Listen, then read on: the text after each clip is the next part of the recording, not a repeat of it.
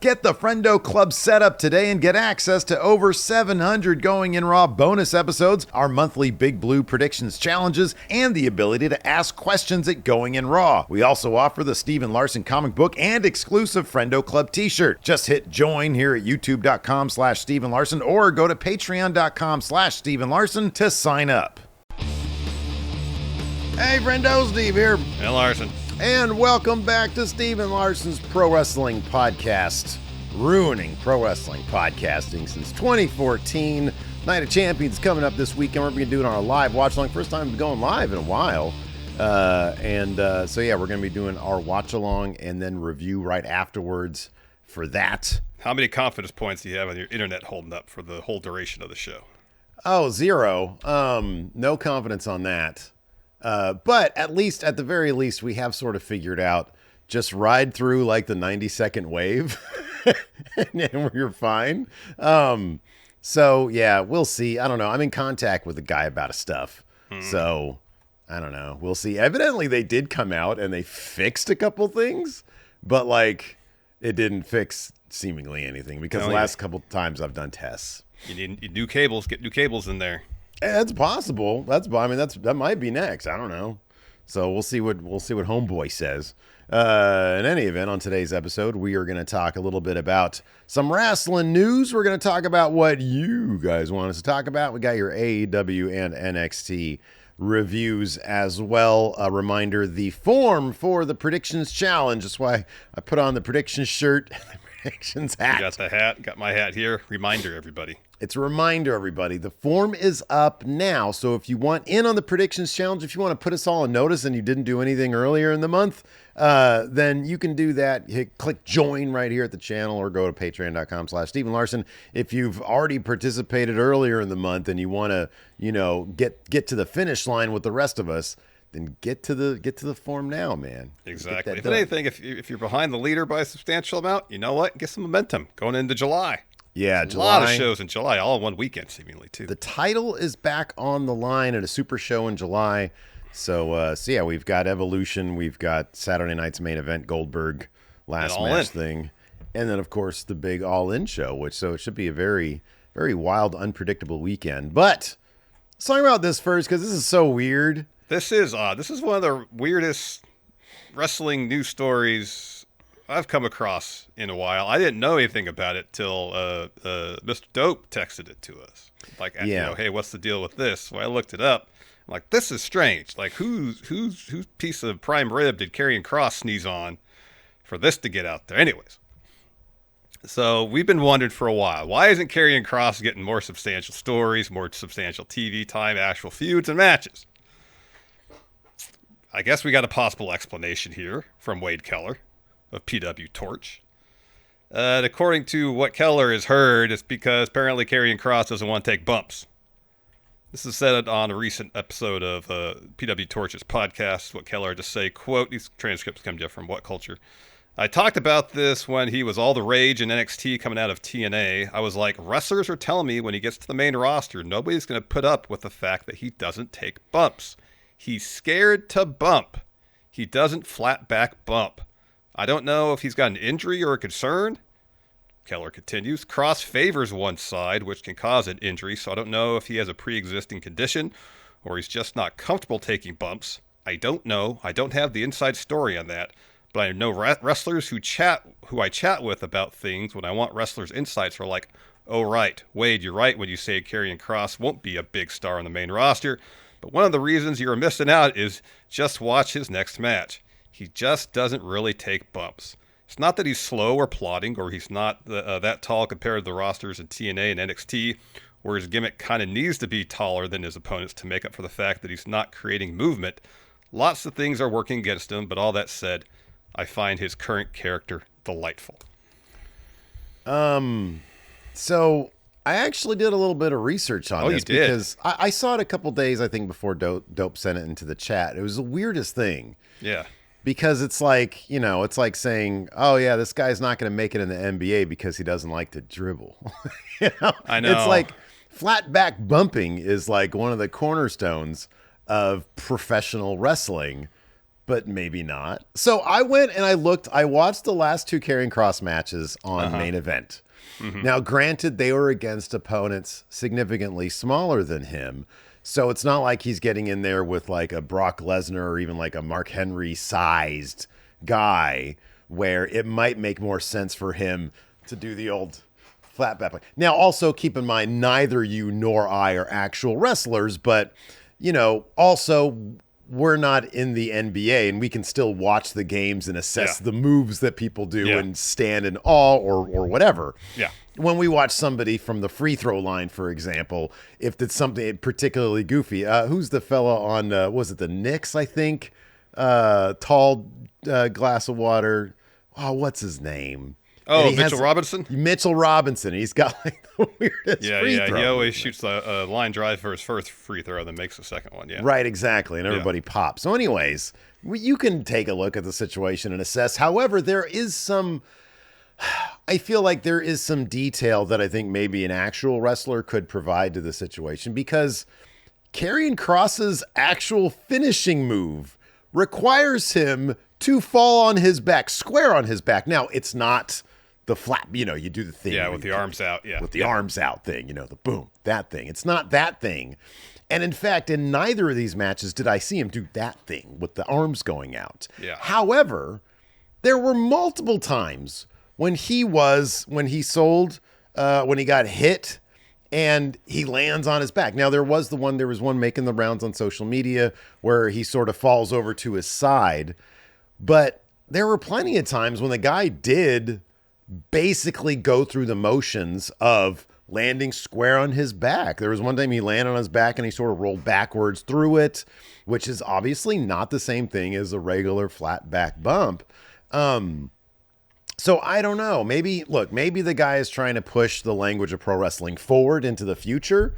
You know, this is not 1986. Do we need the flat back bump anymore, Larson? That's my question. When somebody criticizes Karrion Kross, a guy that I really like, for not doing a flat back bump, my question is, well, why are you guys still doing flat back bumps? Oh, okay. Well, that's a fair question to ask, I think. I think so. But I don't know. I mean, I see the guy, like, in those two matches, there are plenty of moments when he lands on his back, like his actual finishing move. He go, bing, right on his back. Yeah. I don't know. Like, when I saw this, I was like, all right, let's set, well, there's two things. One thing to consider maybe in terms of doing the full, you know, like a fundamental flat back bump with the arms out. I don't know if there's any bearing in it. He did suffer a shoulder injury of sorts early in his NXT run, like the match he won the title. Gotcha. Yeah. Could that have lingering effects to this day? Maybe. Would that account for him, according to the Keller sources, not bumping in TNA? No. It could be a thing where he doesn't want to bump a lot, so when he does bump, it makes it all the more impactful. Like Brock Lesnar usually didn't run ropes. Yeah, you know right. why? Yeah. Because he has an MMA background. Guess what? They don't run ropes in MMA. It would make a lot of sense. Yeah. It wouldn't make a lot of sense. Running ropes rarely makes sense anyways. Like Brock Lesnar runs ropes more before his matches. Because sometimes he'll run the ropes than he ever really did in any of his matches. Mm-hmm, yeah. So maybe it's a situation where he thinks it's a less is more approach. Hey, if I'm out there bumping my back a lot, when someone hits me with a huge move and I bump then, it's not going to seem as impactful. Yeah. I'm just trying to think of a reason, assuming there's any truth to this. Well, which that's I'm skeptical. Yeah. That's kind of a big assumption. I did look. I find it so much more easy to believe that a character who's got who they've like explored to a degree the whole devil on your shoulder thing. And I say this before, Bray Wyatt was a notoriously difficult character to nail down in a long-term sense from storyline perspectives because, okay, his thing like is supernatural, and yet you still got to run the ropes, so to speak. As Triple H says, the bell rings, and you got to wrestle. And so it's like, how do you reconcile those two things? If you're looking at, for example, like a Chad Gable, that's it. This dude, he's a Olympic guy, right? He's like a Kurt Angle type. Well, it's like, that's what they do. They wrestle. They're in a wrestling company. Well, creepy guy who's, saying, oh, you should be a bad guy. Like, okay, then you got to go do a headlock, I feel like that's like just trying to peg the character, and they might have been more motivated, and they couldn't even do it with Bray Wyatt. Even Triple H had him in a Mountain Dew match. Yeah. So he couldn't get the Wyatts down still to this day. They don't understand how to do those type characters. That makes so much more sense, because if they're like, dude, I found this awesome story for this character, Karrion Kross, where he's laying waste to the egos of all the stars and blah, blah, blah, blah, blah. And we nailed it. We nailed the wrestling. He's got this match, this match, this match. You think anybody's going to stop a money-making story? Oh, but he doesn't do a flat back bump. No, that's silly to me. That's just leaving money on the table. I guess the idea from the perspective of the wrestlers is that, and I think it's, granted, I'm not a wrestler, but part of wrestling is obviously selling for your opponent. Mm-hmm. And if any wrestler is not willing to do certain things to sell for their opponent, I guess maybe the idea is, well, you run the risk of making your opponent look bad, know? Yeah. So I can understand from a wrestler's perspective, I'm willing to bump for you. You're not willing to bump for me? Yeah. I get that to an extent, but at the same time, if you got a money-making thing going on here, you work around that. Yeah, that's what you would think. But then, it's funny. I've watched the first 30 minutes or so of the Kevin Owens, Cody Rhodes. Mm-hmm. And I highly recommend this. I need to check that out. From the get-go, you know what this is. Because Kevin Owens is hilarious. He's so damn funny. And him and Cody have got a great rapport. And the stories are so great. So I was watching that. And this is it's kind of it's the thing where you can. And I'm not saying this would happen, but the way Kevin Owens tells his stories, if this were true, you could just hear 5, 6, 7, 10 years down the line saying something like, no, the guy was great, but he didn't want to do a bump. It's also that kind of thing, Everybody got behind him, but he didn't want to do a bump. So maybe it's true. Maybe there is that inherent wrestling thing where, backstage they're like, yeah, no, this guy can make all the money, but he just doesn't want to do a bump, or he doesn't feel comfortable doing a bump, or he's scared to do a bump or whatever. We don't know because we're not there. Mm-hmm. But it's so many times in the past, we know that creative and has worked around the idiosyncrasies of various wrestlers, that I find it difficult to believe that would be the thing. But maybe if you're not already super high on the totem pole, and you have a weird thing like this, it's no. But then, we don't know what's true here. Exactly. People put shit out there, like we say all the time. Oh, do you think it's coincidence now that this guy starts to get a push? He finally gets on a premium live event, and then this comes out? That ain't somebody's out there hating on this guy. Hate. Yep. That's what this is. This is hate. Somebody's sipping on some haterade. Yep. And maybe they're partaking in some noun haters, because this is, come on, man. Let the guy have his premium live event. I know. Now, what I want to see is Karrion go out there, bump, bump, bump, bump, bump, bam, bump, bump. Before Sammy does anything, 10 just bumps. Yeah. Just fundamentally sound flat back bump. Like Flair used to do when he'd get hyped up. Just start bumping for no reason. Yeah, just start doing that. Yeah. Prove the haters wrong. That's what I want to see. You think he's sitting there sweating now God damn it. Karrion Kross exposed. I gotta bump now. I go out there, bump all over the place for Sammy now. Bump all over the place. Damn it. Sammy, hit me with 5 Blue Thunder bombs during this match. Just consecutively. I think he could take those, because that's not unlike his finisher. He just lands on his back. This has to be, you throw yourself back and you do this shit. Exactly. Flat back bump, by the way, is the number one reason why I could never be a pro wrestler, would never even try it. No, I get concussed the first time I tried it. Yeah. Oh, dude, every flat back bump would be a concussion. I'd have CTE by the end of the day. Yeah. Yep. Those wrestlers are amazing. They're awesome. That can do that kind of shit. Yep, exactly. So, Steve. Yes. What do you want to talk about? Is that part of the show where we ask the friendos? It's part of the show where we get lazy and have the friendos give us news and some people look at it. I need like a big graphic, low effort content. Low effort content here. As if the rest of our content isn't low effort. By the way, I read that hot take you referenced the other day when somebody was like, this is low effort content. You're just having people feel. Damn, bro. Are you enjoying the show or not? Evidently not. Evidently not. So much so that he's posting in the hot takes saying this is low effort content. Damn, we're just trying to make $1.01 here. I mean, is this individual new to the Steven Larson Pro Wrestling Podcast? We've been doing low effort content for 11 years now. Dude, I don't know. I guess so. Like, you're welcome to go elsewhere. I mean, if you like us that much, but you don't like us reading hot take. Did he just get burnt that we didn't read his hot take? Oh, that could be. Man, sorry, man. But I don't know. come at us with some hotter heat. Yeah, there we go. Anyways, what do you want to talk? I'm not bitter. Gorilla Mone here. I was taken aback by it. I'm like, bro. I know. It was more confusion. Yeah, right. Yeah. Gorilla Mone wants us to talk about this. Hogan and Bischoff's Real American Freestyle only selling 380 tickets so far for its debut show in an arena that sits 13,000. Now, I got on WrestleTix and it said that it's set up. They have it set up for like 3,800 or something like that. Almost 3,900. Yeah. 39. Yeah. Okay. Yeah.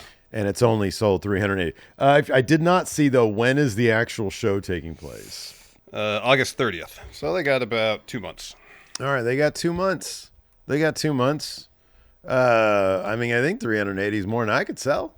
So my question is, you got a sport, freestyle wrestling, that while respected, it has never been a huge ticket mover. Oh, right. Yeah. And so you're booking your debut show, which if I wasn't in this business of talking about wrestling news, I would have no idea is going on. Yeah, right. Yeah. I don't know what kind of promotion they're doing in the Cleveland area. Yeah. Whatever. It's I don't know why they're having their first show in such a large venue. Do it like in a 2,000 seat venue. Yeah.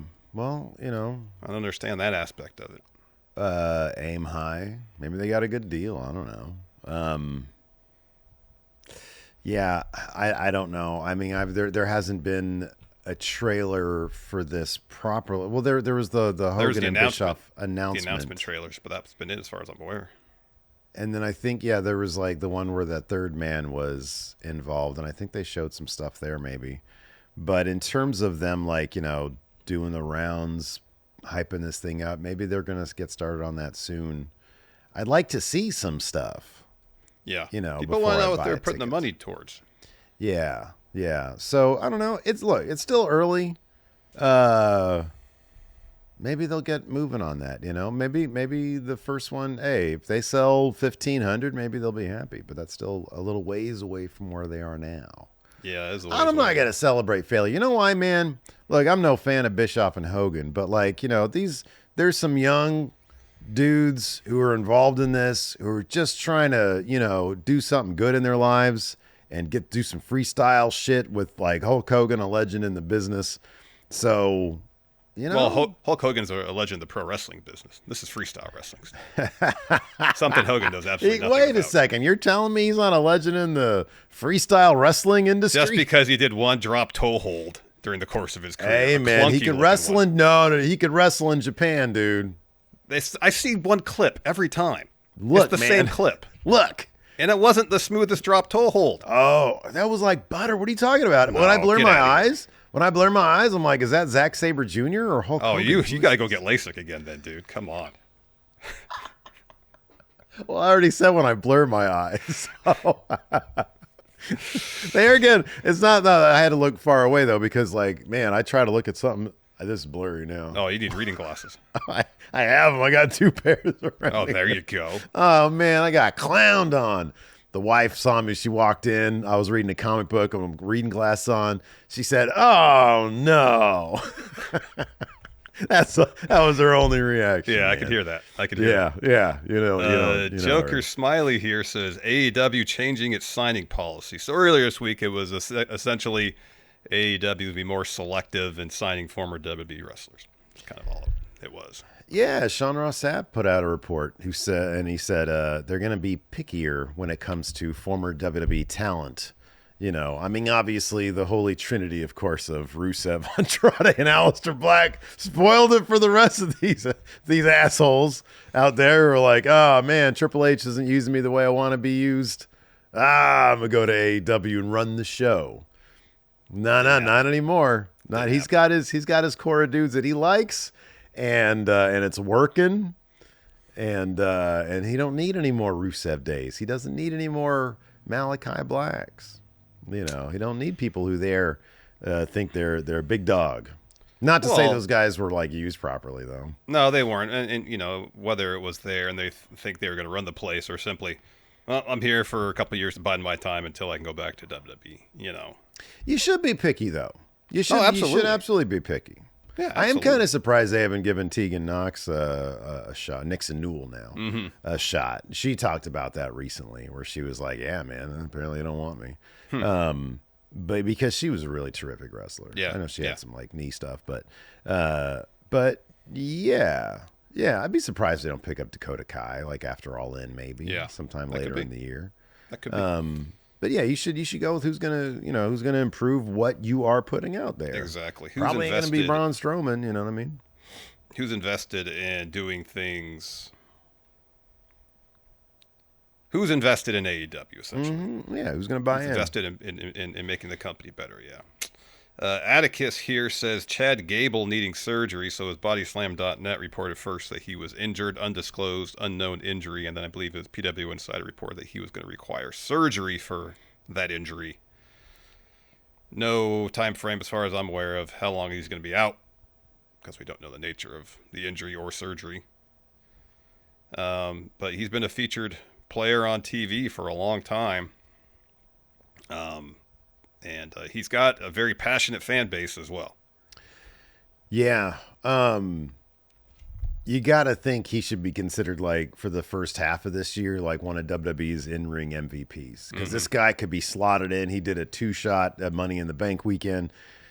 This guy, Money in the Bank day, I should say, if you want to consider El Grande Americano, Chad Gable. Well, I mean, it's factually accurate. I mean, some people claim otherwise. So who am I to argue with that? Yeah, I mean, the guy, just put on phenomenal match after phenomenal match. And, as you and I noted during some of the reviews, one of those matches, he took, like, there was a couple nasty, but the one with him and Penta, I think it was a Money in the Bank qualifier or something like that. Oh, yeah. He took a couple nasty, but there's been a couple times when it's like, oh my God, damn. Well, his match against Vikingo at Worlds Collide was super physical. Yeah. All sorts of crazy spots there. So I'm sure given what he did the first half of this year, they're going to roll out something huge. I'd like to think they're going to roll out something huge for him when he returns, whenever that is. Yeah, because he's absolutely terrific across the board. He is. So yeah, hopefully that's successful. Diehard Homer here says Kevin Owens is finally getting surgery next month. So we talked about his neck injury. Yeah. On what do you want to talk about? Cody's podcast, and it sounds awful. It does. Yeah. He said like just last week, all of his symptoms just happened. And, he was like when you can't feel like your leg goes kind of numb, you get the tingly sensation, pain. He said this all just came flooding to him. And he talked a little bit about the timeline, and all the matches he had. Obviously there was that brutal match with him and Cody, recently. The ladder match. Ladder War. Ladder War. Yeah. And, boy, you feel for the guy. He's so tremendous. He seems like a lovely guy. Yeah. Hilarious. Just an absolutely killer wrestler. You and I are huge Kevin Owens fans. Absolutely. So I just want this dude to get sorted out. I don't, if that was if his last match was the last match I ever see from him, I'll be happy because goddamn, man, this dude gave everything he had.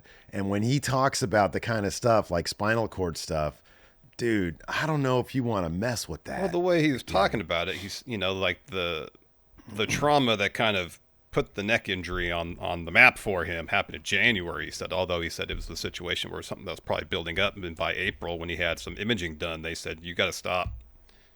The way he put it, it's like you go in the ring, you get hit, you could die. You could die, yeah. That's scary stuff. And if they're waiting for his spinal cord to heal before doing anything, that's scary stuff. Mm-hmm. And he was kind of cagey about saying, I'm going to get the surgery done and see where we go from there. Mm-hmm. Yeah. So, I don't want to presume, or I don't want to speak for him and saying, there's a possibility that his career could be in danger. But at this point, he's given so much. He's had a hell of a career. Yeah. He's, maybe 40 years old? Yeah. He's not that old. He's got a family, and we want, first and foremost, health and happiness for Kevin Owens. If he wrestles again and he's healthy and can do it, great. If he can't, he's given a ton to the wrestling business. Unless they say, hey, guess what? This went so well, your neck is like it was when you were 20. You got a whole nother 20 years you could do this. Then, hey, go ahead and do it. If all the medical professionals in the world say that, have at it, Kevin. But Steve here is to say, brother, you have done enough. And could you imagine, I'm just throwing this out there, and I'm not getting anybody's hopes up. Could you imagine a commentary team featuring him and Big E next to each other? It'd be amazing. I wouldn't even watch the damn wrestling. I would just listen to those two guys. Yeah. That's what I want to see. That would be outstanding. That would be amazing. Or he's 41. Kevin Owens is 41 years old. Or if he started a podcast. Because he's amazing. He was amazing on the Cody one. He's such a good storyteller. He's great. He's absolutely phenomenal. So, whatever that dude, luckily he did, he signed some pretty big contracts in WWE. So I think, like, financially, you would think the guy's probably pretty, he seems like a smart guy. Life. Yeah. So yeah. Nah, dude, he's tops. He's tops. He is. AJ Otani here says Bryan Danielson having a return match beating Max Caster. Apparently this happened after the Collision tapings last night where Max Caster does his Open Challenge. Bryan Danielson answered, but following a super kick from Adam Cole, he put the label lock on Max Caster and Caster tapped. So it's a match. He won. He was just wearing street clothes. Yeah. Wasn't even wearing his gear. So it's 2 times in the last week that he's come to the ring. Yeah. Is he getting ready to put Mox in the label lock at All In? Yeah, I could see. He's going to be, like I said this before, he's going to be the Undertaker role. He's going to be that last thing that comes out and handles one last bit of business. Maybe he'll be the guy to eliminate, to take Yuta out of the equation. That would make sense. Maybe that sounds right. But yeah, no, what a great moment for the crowd. Yeah. What a great moment for that crowd. That's awesome. That's awesome. Great. I got another one here from Gorilla Mon to finish us up. It says PW Insiders report that Alistair is allegedly slated for a major push. Oh, really? PW Insider, Steve. These fucking dirt sheets, man. I'm so fucking tired of these dirt sheets. Another one of my favorites. Alistair Black. Love this guy to death. This is great. Another one, same with Finn Balor and WrestleVotes. Oh, he's going to get a big push. Alistair Black's going to get now PW Insider. Alistair Black's going to get a big push. You know what? I'll believe it when I see it. Bob PW. Nope. Believe it when I see it. Guy was coming out for a match with one of them pretty deadly dudes. He called out a big push, and then he didn't even get a match. He didn't even get the match, I know. And then he's like facing off against Ron Killings. And I love Truth. He's huge right now. But it's like, is Alistair going to win that match? I know. That's a good question. I don't know if he loses against R-Truth. I don't care what you wrap him up as. Ron Killings, R-Truth. This dude talking to little kids that are not there. That ain't a big push in my book. No.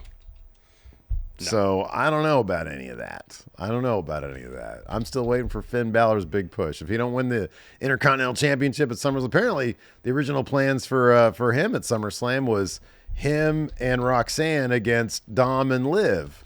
Well, Finn and Roxanne weren't going to win that match. No. But now all that's off the table because Liv's gone, Dom's got bad ribs. But apparently that's not going to be that long. Yeah. So that's the news for today. Let's talk AEW Dynamite.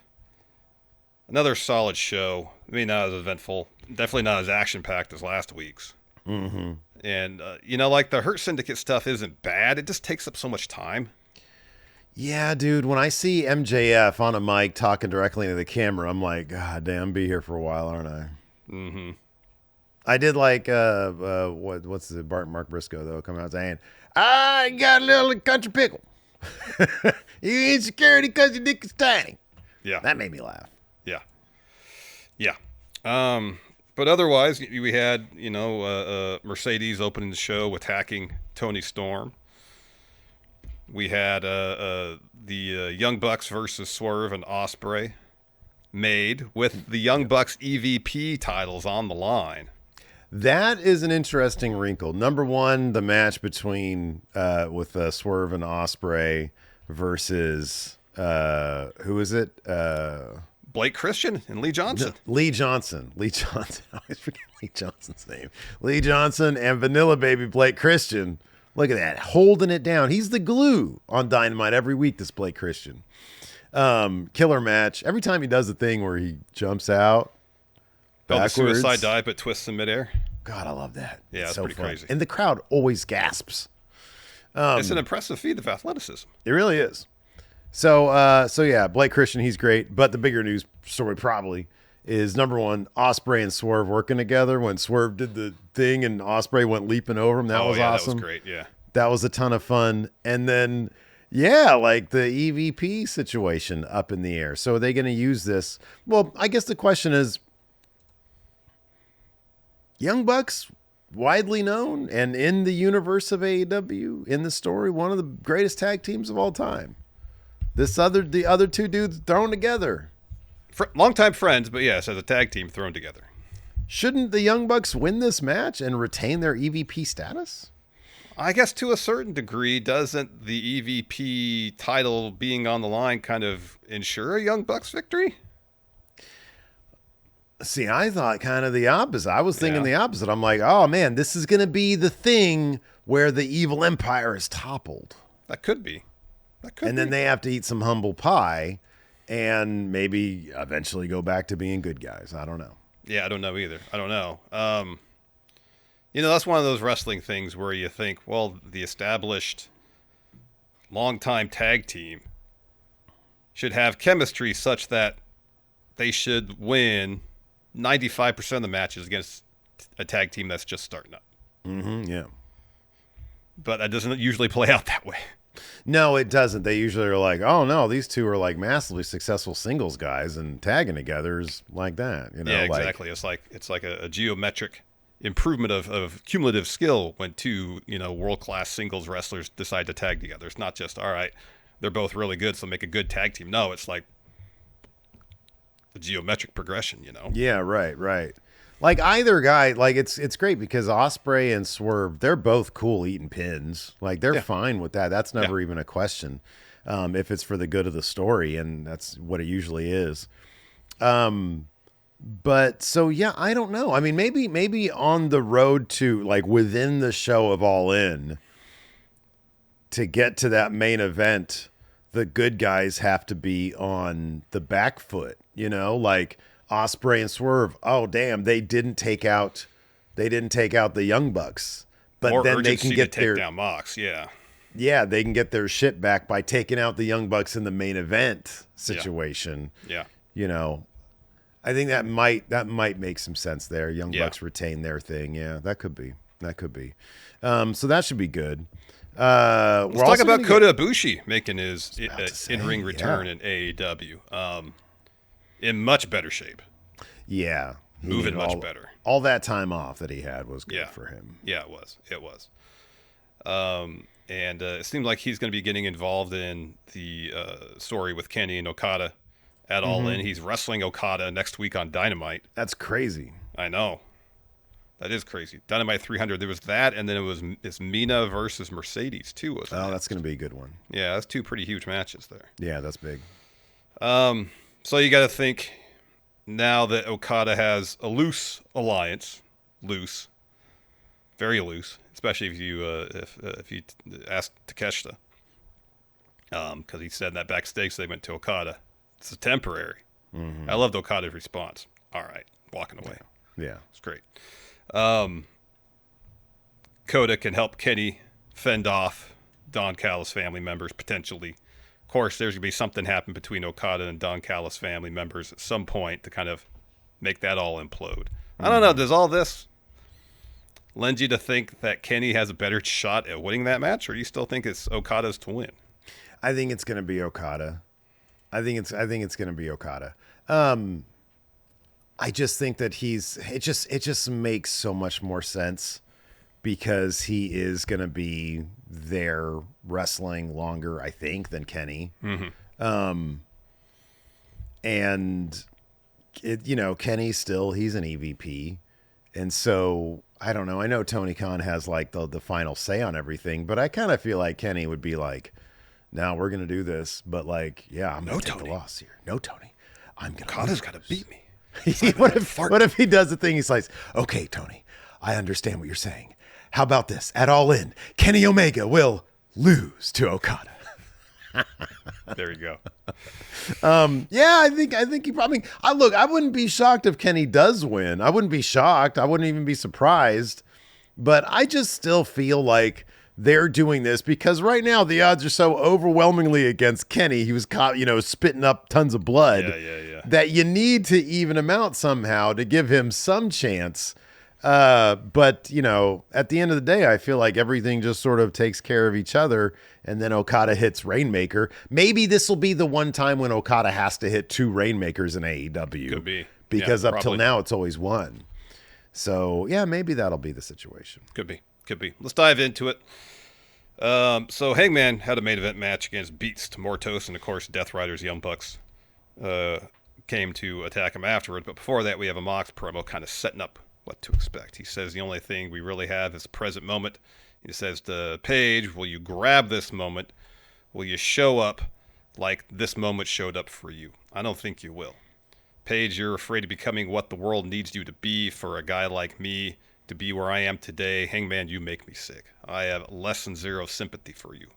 A world champion doesn't shy away from responsibility. Reach out and grab it, man. You shy away from your gifts. You ain't what these people think you are on July 12th when you're dealing with your emotional turmoil. You're going to be choked into oblivion. On July 12th, I'm going to show the world what the world champ looks like. You're going to be looking for another job, man. Oh, man. So then we get to the main event. Hangman versus Beast Mortos. Really fun match because they're both really fun wrestlers. Yeah. Hangman gets the win after hitting a poison rana, discus lariat, a buckshot. Lights go out in the arena. They come back up. Young Bucks have Paige set up for an EVP trigger. They hit it. Then the Death Riders come to the ring. Mox gets some chain, chokes Paige with it. Ops try to run down to make the save, but the Young Bucks fend them off. Osprey then slides in, chases Mox out of the ring, checks on Paige, and the refs medical comes out to check on Paige as the Death Riders flee through the crowd. Yeah. So at some point within the next 3 weeks, obviously, there's got to be something involving Swerve being at a bit of a crossroads about whether to come help a situation that would help Hangman. Mm-hmm. Like Hangman did a week or two ago with Swerve. Yeah. Yeah, no, that's got to happen. Unless It's a situation where he's like, I got to do it. Yeah, that's what I was thinking. He waffles, but then at All In, he actually does. And that's the big explosion right there. Exactly. Because, I mean, that's what I'm talking about is that, like, we can't think that this is in the bag for Hangman. And if everybody comes together before the big show, not Paul White. Well, it's looking like Hangman won't win it All In if the Avengers yeah, right. unite, If they assemble too early. Yeah, assemble. That's the word I was looking for. Yeah, assemble. No, the full Avengers assemble has to happen at All In. Mm-hmm. Yeah. The show opened with Toni and Luther arriving at the arena, and Toni is attacked by Mercedes. She takes a quick break from the attack to welcome everybody to Dynamite, throws Toni through the curtain, continues the attack on the ramp. She grabs the mic and says, Toni, you want to play games? You want to embarrass me, you stupid little bitch? Then let's play. Yeah, that was rough. Mercedes then puts the statement maker on Toni. Refs, Christopher Daniels come out to break it up. And then Mina runs to the stage and chases off Mone. Mercedes says, darling, let the games begin. All right, so let's say they trade. We can figure out who's going to win. Let's say they trade off stand tall moments. So next week would be Toni. Uh-huh. And then Mercedes would mean Toni would win. Which means Toni's going to win. Yeah. Which I kind of figured the whole time anyways. Yeah, probably. I don't know, but Mercedes just won that CMLL women's title. Maybe the idea is that she's going to collect a bunch of titles and they're going to have a rematch, and Toni will win that one. I don't know. Maybe. Are they going to? Well, Toni kind of has like two territories. Of course, she's got Australia, or is she from New Zealand? Or I always forget. Australia. I think she's from New Zealand. She's from Australia. I forget. In any event, but also she cut her teeth in both Japan and the UK. So she was born in New Zealand, but I believe she's billed being from Australia. I mean, you know what they could do, because she did cut her teeth in the UK. They could rematch it at Forbidden Door, given that Mercedes is the CMLL champion. That's true. So she is from a different promotion. That's true. They could do it. But so that's a possibility. I don't know. That's another one where it's like, yeah, I think it's going to be Toni. But I don't know. Like, Anyways. We talked about this a little bit earlier. The Swerve and Osprey, Young Bucks at All In. Young Bucks have a promo say, hey, Swerve, Osprey, you guys are tagging tonight. And then Matt says, we're pumped up. We pumped up their match. Sorry, from the bumped up. Oh, we've bumped up your match from the second hour to right now. Hit Osprey's music. And then Osprey comes out. Osprey's all beat to hell. Well, I like that he's getting ready still. His boots aren't tied. He's taping his wrists up, during his entrance. But his face has like all sorts of shit going on there. Yeah. Whereas Swerve, he's just like finishing putting on his T-shirt during his entrance. Yeah. He looked like he was ready to go already. So he's always ready to go, man. That guy. Anyways, awesome match, of course, because Blake Christian's in it, and there was some cool tag team stuff with Swerve and Osprey, and then they end up. So like the Young Bucks come out to take a look at things during the match. So Swerve and Osprey hit like a kick brainbuster combo on Blake. Swerve follows the house call to get the win. That's after they did the thing where Swerve like goes over back like behind himself. Yeah, for like Osprey the kip up thing. Yeah. And then so Swerve and Osprey immediately they start to go after the Young Bucks. Security comes out to keep them apart because Young Bucks are like, oh, stop them. Swerve gets on a mic and says, year after year we got to deal with this bull crap for these EVPs. How about we do something about it? Young Bucks versus us at All In. Osprey takes the mic. He says, and the stakes should be raised, bruv. We're tired of the power you keep abusing. You're doing more harm than good. So put your EVP titles online, bruv. And then Swerve just very nonchalantly takes out security with the stuff. He always looks like he's on wires doing that. I love when he does this. It's just out of nowhere, you hilarious. see him flying in with the stomp and taking everybody out. And it's always it looks like it's in slow motion. It's like when you think about that, there's some jabroni there who's eating 200 pounds of Swerve. Yeah, you saw it last night. It was a dude that got it right here. Yeah. Oh my God. Feet Yeah. right there. Yeah. Yeah. Yeah. And so Swerve and Osprey, they chase the Young Bucks up the ramp. Later on, we're backstage. Matt says, Swerve, you put your hands on an AEW official, so you're suspended for the week without pay. Get him out of the arena. So that explains why Swerve couldn't help out at the end, even if he wanted to. So then Okada walks in with Roppongi Vice. And Takeshita. And Matt says, Don Callis kind of a prick. But we, everybody there, have common goals. 1, get that title on Okada. 2, hurt Kenny Omega. What better way to hurt Kenny than to hurt Kota Ibushi? Then everybody kind of, shakes hands and leaves except Takeshita and Okada. And that's when Takeshita tells Okada, this is only temporary. And Okada smiles, says, okay, and then walks away. Yeah, Okada's maybe it's so temporary. Good. Maybe it's temporary for you, Takeshita. Gosh, Okada's so good. We also had Kota Ibushi versus Trent. We got a recap package. He came back on Collision. And then we had... we had the match. And then Ibushi wins. yeah. Sorry, Kota Ibushi wins with the V-trigger and Kamigoya. Yeah. Then Okada's music hits. He comes to the ring, has a stare down with Ibushi, and then Okada backs up, leaves the ring. And the next week, right afterwards, they announce, yes, Okada versus Ibushi. Mm-hmm. Yeah, that's a big match. It is going to be a huge match. This interview is pretty great. So AR Fox has an interview. And Renee asked, hey, you're on a bit of a roll. What's next for you? And he's starting to answer. He says, yeah, I got a little momentum going. Ricochet interrupts. He says, you know what? I've been looking for individuals to join my crew to help my pursuit for championships. AR, you got everything I'm looking for. How about we team up tonight to take on Speedball and Kevin Knight? And AR Fox does kind of like this. He starts to rub his forehead. But in the process of doing that, his hand is out slightly. So Ricochet takes it and shakes it. He says, all right, I'll see you out there. It's a handshake right there. I know what that handshake is. You got to be good for it now. Yeah, it's pretty great. Yeah, Ricochet's hilarious, dude. He is. So that match was next. Jet Speed get the win. Ricochet walks out on AR Fox, and then Kevin Knight hits Fox with Sky High and the UFO splash to get the win. Then Shivani interviews Jet Speed on the stage, and Jet Speed wants a tag title match at All In. Mm-hmm. So this brings out her syndicate, and they absolutely destroy Jet Speed. Yeah, they do. Absolutely. Put them both through a table. So then MVP gets the mic and says, hey, let's handle business the right way. Production truck, hit our music. So the music hits. They go to the ring. MVP says, Shelton and Lashley were begging for competition to stand up to him. So speaking of stand up, if Jet Speed can stand up, sure, you can get a tag title match at All In. Gives the mic to MJF. MJF says he's going to be in a qualifying match next week to get into the Casino Gauntlet match at All In. And then he's going to be one step closer to what is rightfully his, the AEW World title. Says hit our music, but instead of her syndicate's music, it's Mark Briscoe's music. He comes out. He pretty much says MJF talked too much. The producer backstage told him to get him out of the ring because he has a match next. So we get some crap talk between MJF and Mark Briscoe. MVP eventually interrupts and says, we're about business. This is not business.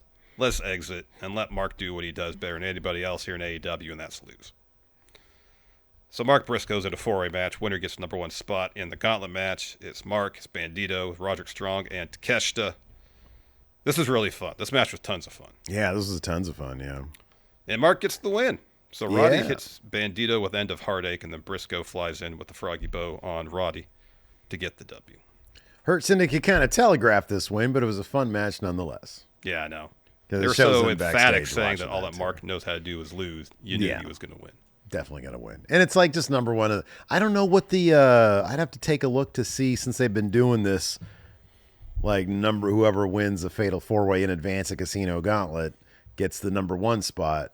Has the number one spot won any of these matches? I don't believe so. Do we remember? I don't believe so. At a certain point, you're just like, I don't want that. Yeah, no. I mean, the idea is, this match could keep it going on in perpetuity forever. No, I get it. So, like, there have been situations where, like, Jeff Jarrett, I think, for example, he was coming out for the match, and the match finished up before he can get to the ring. Yeah. Or he was attacked. Or I think there was another situation where somebody was attacked and they never made it to the thing before it finished. So, I get it. And I think it's a great stipulation, too. I think it's awesome. Yeah.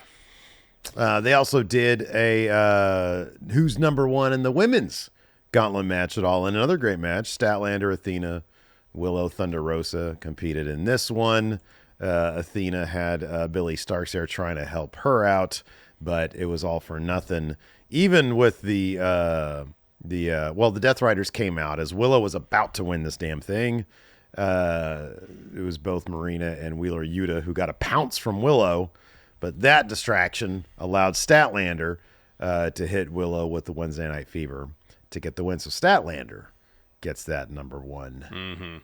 Number one spot. We got Adam Cole promo. He's issuing an open challenge for the TNT title to a Don Callis family member. And I believe they already had it. It was answered by Josh Alexander, so that's going to be on Collision. Oh, okay. Probably be a good match. Probably a good match, yeah. Adam Cole wins again. Not shocking. Wouldn't be shocked by that one. No. We had a recap package of the patriarchy.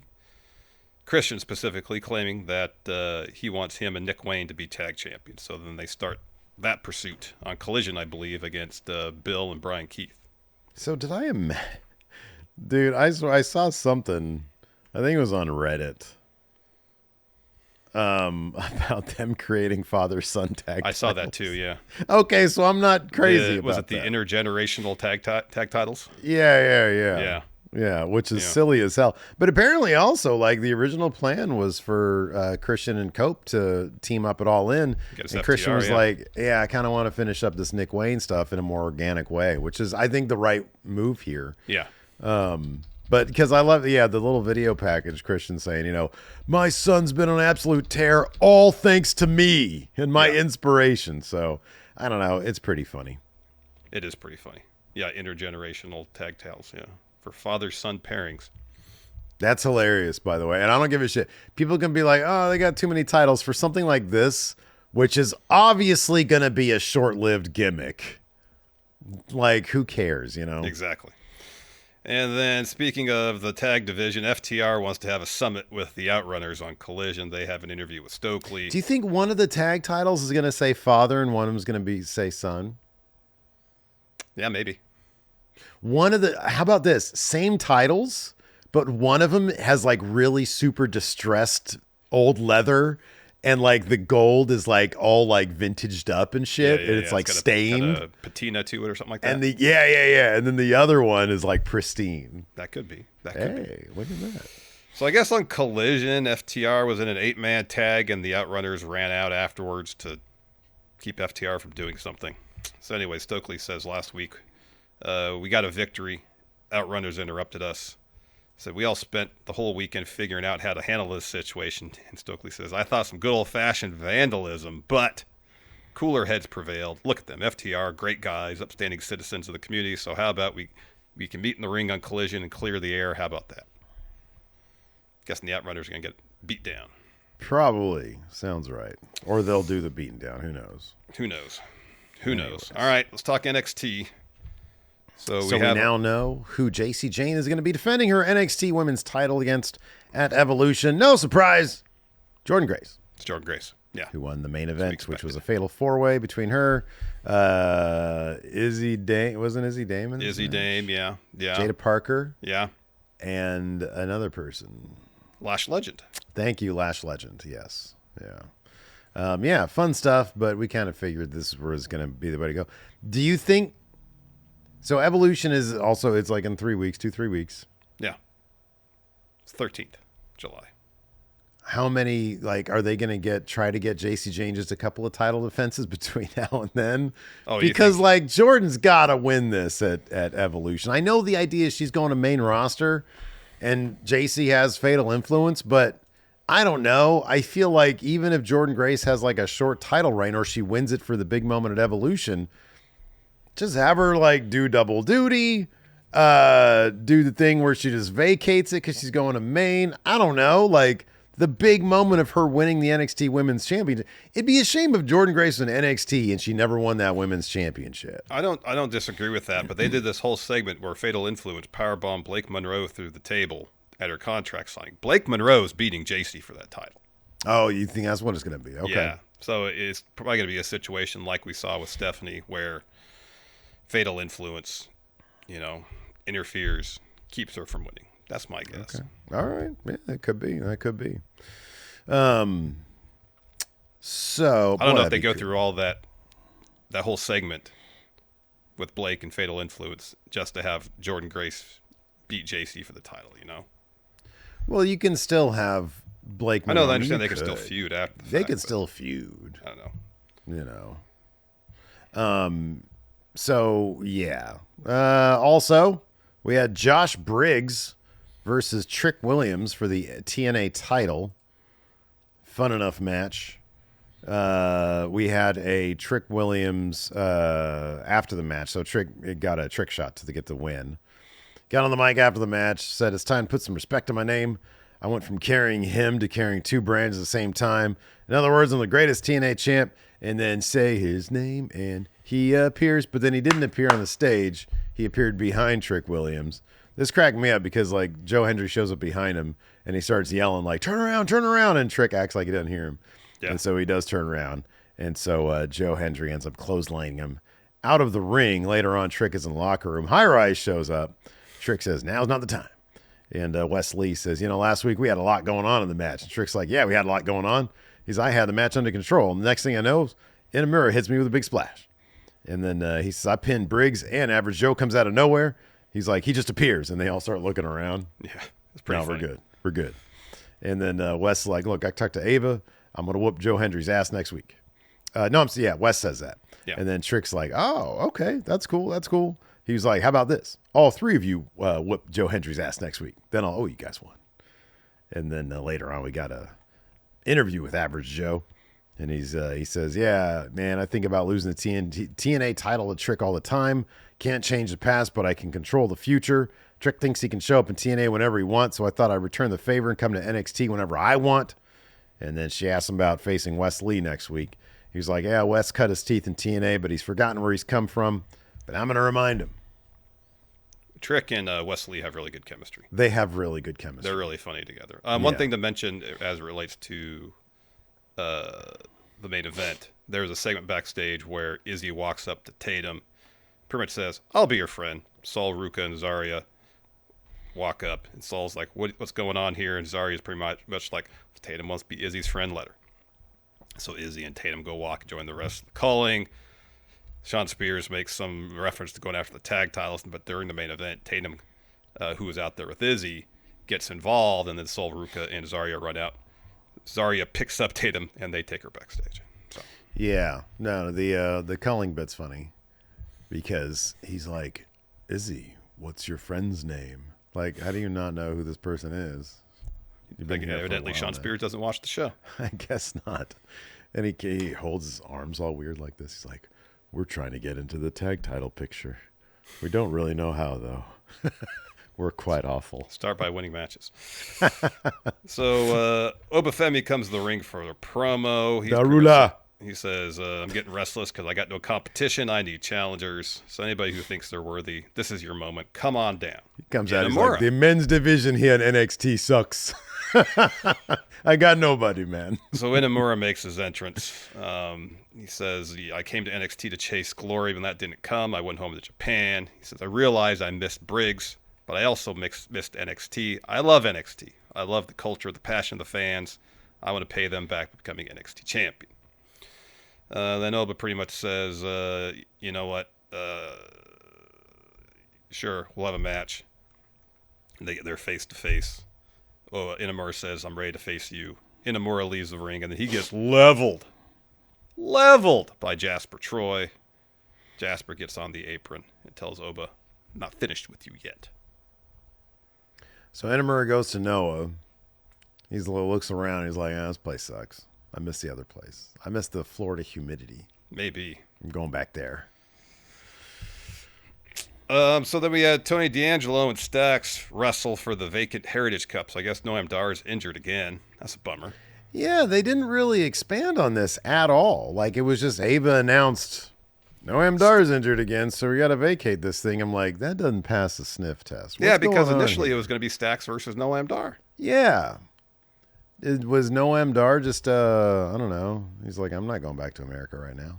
I don't know. I don't know where he lives, though. Maybe he lives in America. Yeah, maybe he lives in Orlando. I don't know. He's from Scotland. So. Yeah. Who knows? Yeah. Who knows? Anyways, we have that match. It's back to rounds. The Heritage Cup matches are, which is great. Yeah. Because for a while it wasn't. So Tony gets the first fall early in the second round after he hits a spear, and then Stax ties it up in the fourth round after Tony looks for a spine buster, but his knee gives out because Stax was working it a bunch. Stax rolls him up, gets the fall there to tie it up. Luca then runs to ringside to be in Tony's corner right before round 5 starts. So Tony hip tosses Stax out of the ring onto Stax's security detail and starts throwing hands with a bunch of security guards. One of them picks up the bucket from Stax's corner and is about to hit Tony with it. Well, Luca runs over, grabs the bucket, but in the process of pulling the bucket out of the security guard's hand, blasts Tony in the back with it. Stax suplexes Tony in the ring, hits a running knee to the back of Tony's head to get the last pinfall in the win. He is new Heritage Cup champion. Luca gets in the ring. This guy's terrible. Yeah. Number one, did he actually go to law school? Because I feel like somebody who doesn't know, like, he grabs his bucket and he just, yeah. Don't, like, when you yank, don't yank up. It's a possibility that can happen. Yank down. This guy didn't pass the bar. Well, no, he didn't, because this is the kayfabe wrestler, Steve. In kayfabe, he didn't pass the bar. Yeah. So anyways, Luca gets in the ring to apologize to Tony, and then Tony decks him. It's like, I don't trust you. Stax, I don't trust you. Yeah. No, nor should he. He should be like, Luca, this is clearly not something you should be involved in. So, anyways. Although apparently Luca got him this match, so whatever. Yeah. And then Tavion Heights, of course, had a match with Javon Evans to try to get out of the NQCC. And I'm thinking to myself, This guy probably should have chosen like an easier opponent, like a Charlie Dempsey, to try to get out of the NQCC because Javon Evans is like superpowered. They need to go into detail about the nature of these NQCC contracts or whatever. Yeah, the out clauses are crazy. So backstage, we got Tavion showing Ren footage of himself. He had to get stitches, and he was blaming Charlie Dempsey for this because he's like, man, we were training and you hurt me on purpose. And Dempsey's like, well, maybe you should just give this match to me then. And I'm like, you're going to get your ass whooped even worse than Tavion is. But Tavion was like, nah, doctor gave me a mask to it. It's a really cool Hannibal Lecter style mask. It's really neat. He's like, I'm cleared to face Javon Evans. Bad news for him, though, because Javon Evans beats him. And, of course, Charlie Dempsey's pretty happy about this. He's like, nice. God, this guy keeps on paying dividends for me. And then afterwards, Jasper Troy hits Evans with a boss man slam after the match, so they're going to have a thing. Yeah, so there's this Inamura versus Jasper Troy number one contender match that was booked during this episode too. I think it's happening next week. Nice. We had Ricky Saints take on Ashante the Adonis. Ashante has one of the best entrances of wrestling right now. Yeah, he does. It's great. It's so good. No surprise here. Ricky gets the win after a spear, Rochambeau. Then Ethan Page shows up on the Tron, says, hey, Ricky. But then it glitches out. You're like, whoa, production, get your act together. But no, that was all subterfuge because Ethan Page attacks Ricky Saints from behind, hits him with a Rochambeau. Mm-hmm. So then later on, Paige is walking backstage. Ava walks is like, what the hell's going on? And Ava says, you and Ricky are going to be in my office next week. I'm going to settle this issue. And Ethan says, fine, we'll settle it on my terms. And so he texts Vanity Project. And he walks off. And then Ava hears a commotion and sees Tank's been laid out. Honk, honk. Honk, honk. Let's see here. Also on NXT, we had Miles Bourne talking with the Florida Gators George Gums and Tyreek Sapp. He's like, yeah, Tim Tebow. Maybe Tyson Tebow. Tim Tebow. Maybe Tyson T-Bone? That's what I was thinking. Remember that guy? Remember Tyson T-Bone? Yeah, I do. Oh, man. And then Lexus King comes in. He starts talking to himself. And Bourne's ignoring him. He's like, oh, I know you can hear me. And he's like, listen, idiot, I don't want your advice. He says, you always take shortcuts. I don't. And then King, for some reason, talks shit to these Florida Gators guys who are like huge and actual athletes. And they talk shit back. And then he leaves. And then we also got one of these Dark State promos, bro. Why do any of these dudes talk when Saquon Sugars is there? You know, who's that tall guy? Deion Lennox and Saquon should do all the talking. Man, I appreciate Deion Lennox. I think he's like a good second best. But like nobody should be talking if Saquon's in the room. Nobody. No, You're he's just the sitting best. there waiting. He is far and away the best. But Cutler James, is that the guy's name? Oh yeah, Oh my God. This guy is like, I'd rather listen to a cup of water talk to me. I mean, yeah, because that'd be a hell of a feat to see a cup of water talking to you. Hey, Steve, what's going on? Hey, cup of water, what's up? Not much. You want to drink me? No, but I think you can cut a better promo than this Cutler James guy. Can cup of water please be part of Dark State instead of Cutler James? His name could be Cutler James. Because this guy is the most boring guy ever. There's zero conviction in anything like he says. He should be a fucking accountant or something. Yeah. He should be a CPA. Like, I know he's only going to get better with more reps. Oh, my. What year is that going to take till? Jesus. I don't know. Boy. I don't know. Because Deion's good and Saquon's great. Saquon's fantastic. Yeah. And this dude, he should leave all these guys behind. I'm sorry, man. He should leave all these guys behind. He's just be like, Dark State. Dark State has a population 1. Me, Saquon Sugars. But it's like, the whole point of this promo is like, yeah, we haven't been on TV, but we're still here. Nobody's safe. This faction is not going to make it to main roster. No. When they showed up, it was like, they might not make it the rest of the year in NXT, Steve.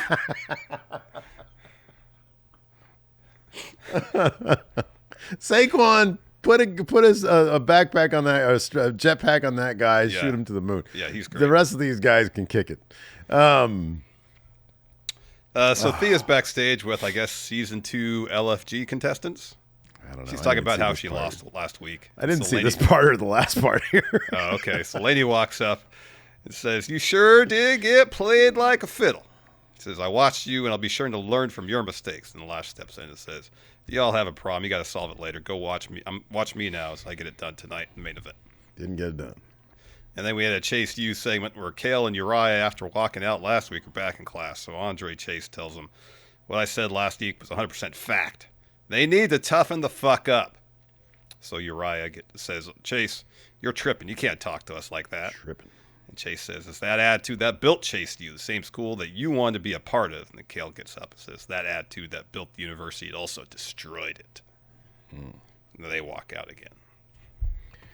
Oh, man. Coupler James.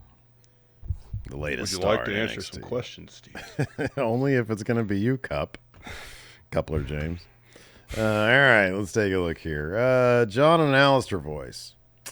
Where would the Going in Raw / Steven Larson logos be placed at a WWE venue? So, like, would we have the Steven Larson Wrestling Podcast logo on the mat, on a Bottom table? turnbuckle. That's probably the cheapest space, bottom turnbuckle. Nobody wanted that. There was like a WWE logo. So There's a middle one, wasn't it? There's a middle Yeah, turnbuckle. the middle one, yeah. Oh, maybe there's a middle one then. That might be the cheapest. Middle turnbuckle. Sebastian Garcia says, "Have you seen Kevin Owens rant against spray tan?" Dude, there were so many good rants in that. I felt bad because at one point he was talking. They weren't even talking shit. They were talking about trying to bring value to your brand on the indie circuit. And Kevin Owens is like, yeah, a lot of these people who used to be in WWE, they kind of try to fleece the promoters and don't really give. Thought they were talking about him. And it seems kind of obvious that he did say Ryback, like when you see it. Because like they blur out or they put the American Nightmare logo over his mouth when he does it. But what he talked about sounds very much like Ryback. And then Ryback had to say something back, and it was very kind of playing for sympathy. And if it's true, it's kind of sad. He was like, you know what? And I can appreciate this. He says, I elected not to continue on in the indie realm because, number one, my neck was beyond fucked. But number two, my dog was dealing with like some severe disc issues or something. Mm-hmm. And I decided to stay at home with my dog. And 10 years later, my dog is doing great. And I was like, oh, I hope everything he said was true. But I don't even think like what they were saying was really all that egregious about Ryback. No. But, you know, if you're going to stay at home because your dog's in a bad spot, then I think that's pretty sweet. Black Sail 77 says, when Kevin Owens returned, what should he do? Does he get in a feud with John Cena? Kevin Owens is going to be out for a while. Yep. Yeah, he's gonna be gone be long beyond John Cena's being around. Yeah.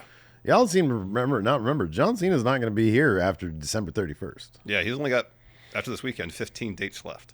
Yeah, and that's it. That's it. Greg Morris asks, odds that All In ends like Infinity War and not Endgame. Wow. Hey, you know, there's something to be said about the story for that. There's something to be said, like, oh, it's not Hangman, he's not the one. Then it's got to be Osprey. Mm-hmm. Or Darby. Or Darby. maybe our Darby prediction will be will come true. It will come to fruition nonetheless. Jesse Helsia says, what's the most underappreciated album of the 90s? He says for him, it's Soup by Blind Melon. I was never really into Blind Melon very much. Neither was I. Underappreciated album of the 90s. Is it Vitalogy? Maybe, especially the first half. First half of Vitalogy is really good. It is really good, yeah. Oh, man, I don't know. It might be Pearl Jam's best sounding album, too. Could be. Like the recording of it sounds great. I always say that The Breeder's Last Splash is like the best record of that decade, or easily top 5. It's a really good album. Yeah.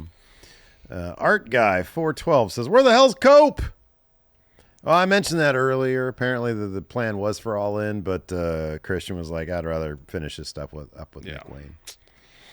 Nate Cruz here says, what Star Trek storyline or saga would Steve like to see translated to pro wrestling, and who would be cast in the roles? Man, you know, so I got a bit of an update on that. Hold on a second. All right.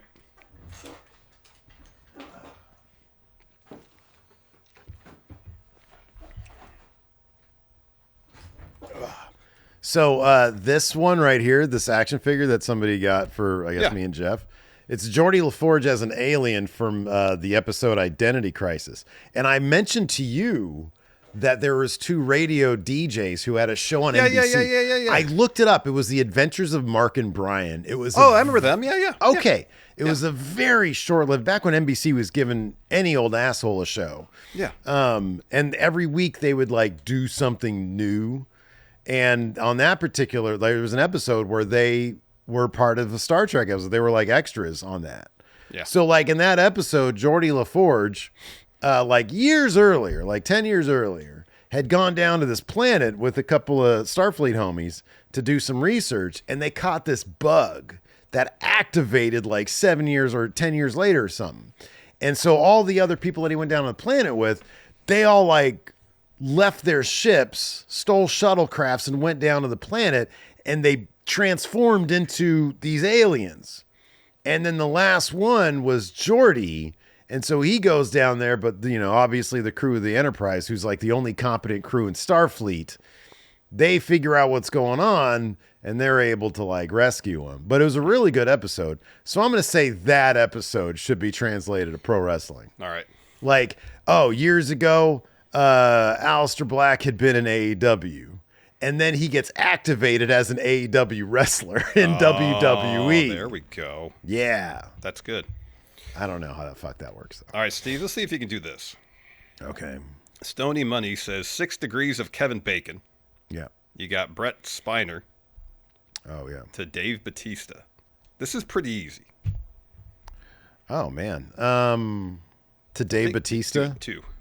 Yeah. It's got to be through Independence Day. Correct. Yeah. So I would say Brent Spiner, but who? Batista. So I'm trying to remember if was Drax in Ragnarok? I've actually never seen that entirety of that movie. But even if not, that adds like one small extra step to it. Okay, wait a second. So Spiner to Batista through Independence? It'd be Independence Day. There's someone in Independence Day that was in Ragnarok, yeah. Yeah, well, Jeff Goldblum. Yeah. Yeah, but wait, do you have a better solution? No, that's it. As far as I know, that's it. Was Drax in Ragnarok? But apparently Jeff Goldblum's character was in like a post-credit sequence in Guardians of the Galaxy 2. Oh, okay. That's going to be that's it. Then it's going to be Guardians 2. That's going to be it. Yeah. Okay. Yeah, there you go.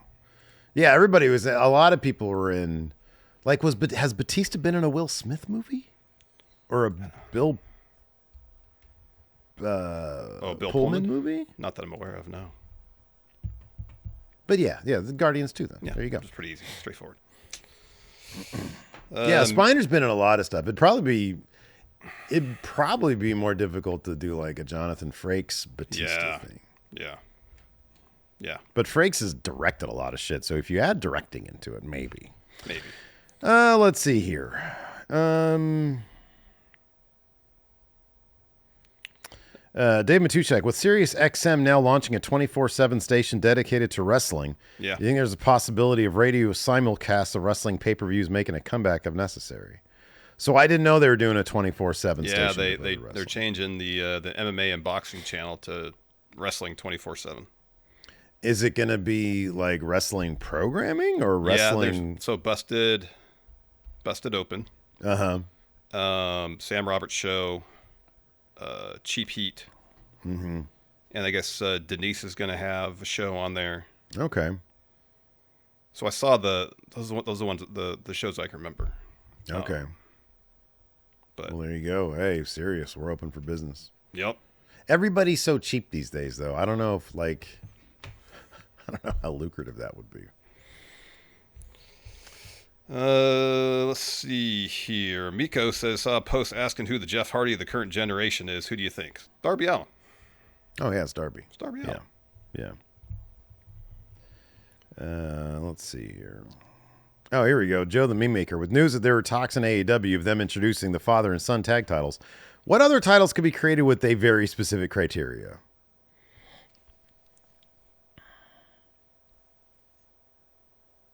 They should do tax bracket titles. Interesting. You know, if you're in the top 5% of income, there's titles. If you're, you know, You mean within the company or overall? within the company, yeah. Then you can really sort of like, oh my God, Hangman Adam Page just re-signed with the company. He's getting bumped up to that juicy division. All That's right. what the top title is, by the way, the juicy division. All right, that's good. You know, you get like the scrub titles is like the people on that one tier deal. Oh yeah. Tier 1 deal. Tier 1 Making title. like maybe like 20,000 a year with the company. All right, let's get one more in here. Alex Foster asks, if there was a Dark Side of the Ring episode about Larson and Hilton's alleged fight, what wrestlers would you each invite to tell their side of the story involving the incident? It has to be wrestlers. Magnum Memory AD. serves, A, there was no fight. B, there's no wrestlers at that particular party. I mean, it'd be the wrestlers that it'd be Magnum AD. Joe DeSole would be there. Trip Rogers, that piece of shit, would be there. Adam Mayhem, and then Cal Jack. Cal, yeah. You know, maybe Simon Miller. You Yeah. know. Yeah. I think that would be it. Hilton doesn't know. I mean, Hilton obviously knows Magnum, but Yeah. I'm trying to think. Does Hilton? Hilton met Kurt Angle once. It's true. Maybe We've Kurt met Angle. a lot of could be- wrestlers before. We had a whole sit-down interview with AJ Styles and Sasha and Mercedes Moné. Yeah. So, maybe AJ. I don't know. This guy's kind of shady. I feel like he's lying about this whole thing because he lied about Too Sweet and AJ Styles, the phenomenal one. So I think Hilton probably got the drop on him.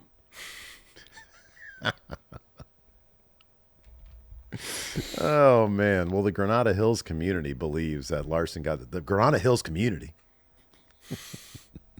Anyways, that's going to do it for the show today. Thanks everybody for tuning in. We appreciate it. Till next time, we'll see you guys around. Goodbye.